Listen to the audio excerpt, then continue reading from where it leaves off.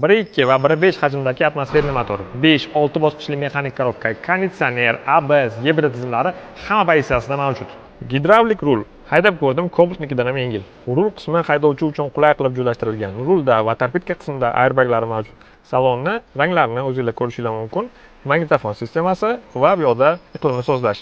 Konditsioner ham shu yerdan o'chirib o'qiladi. Orqa qism ham juda keng qilib ishlangan. Narsalar qo'yish uchun mana bu yerda joylar mavjud, bu tomonda joylar mavjud. Qo'l qo'yish uchun bari bor, lekin buni asosiy vazifasi qo'shimcha o'rindiq. 3-qator o'rindiqlari. Bo'yim 1.85 bo'lishiga qaramasdan, oyoqlarim tekkani yo'q va tom qismida ham ancha joy bor. Baland bo'yli insonlar uchun ham bosh qo'yish uchun juda qulay qilingan.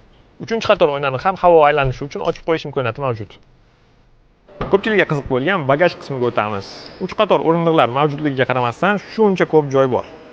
Tez kunda bundan keyingi pozitsiyalarni ham obzor qilamiz. Kanalimizni yo'qotmaslik uchun obuna bo'lib qo'ying.